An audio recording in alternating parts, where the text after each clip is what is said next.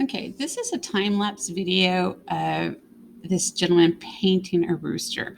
So some of the things I want you to notice in this, the music's just in the background, is how he's going about starting. First, he has very light pencil marks, and now he's going over with what we would call wet on dry. He has a wet brush, but it's not very wet, but it is wet enough. You can see the pools of water there.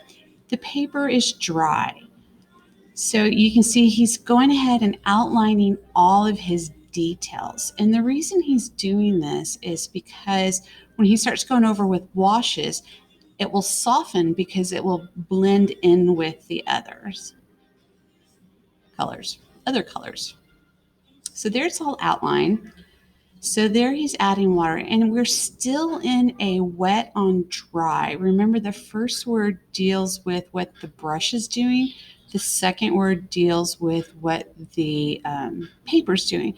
This is still wet on dry. That little piece was wet on wet, but the majority of this is wet on dry.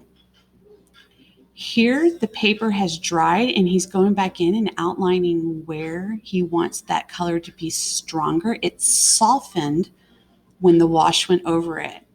So, like I said, this is a time lapse.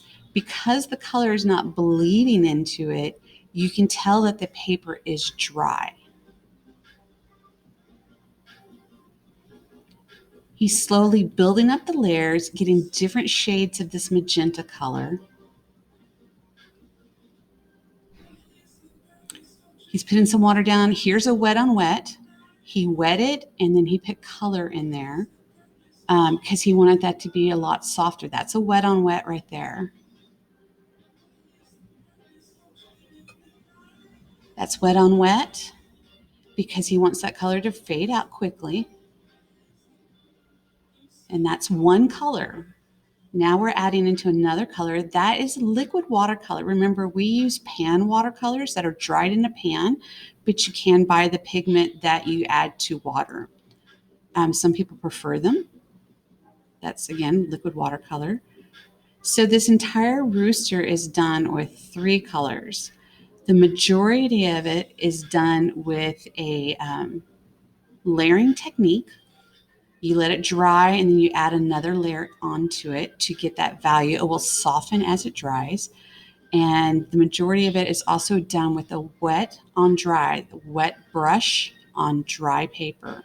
That's why that blue is not spreading out. It's staying in that edge. When he doesn't want the hard edge, he does go through and wet the paper first and then drop the color in.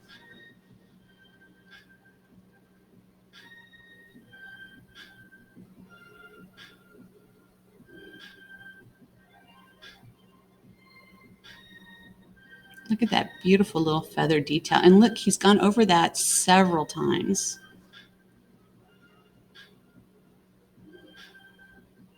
He went over it with the yellow because when he goes over with the black, it's going to make it a stronger black. And there we go. Isn't that pretty?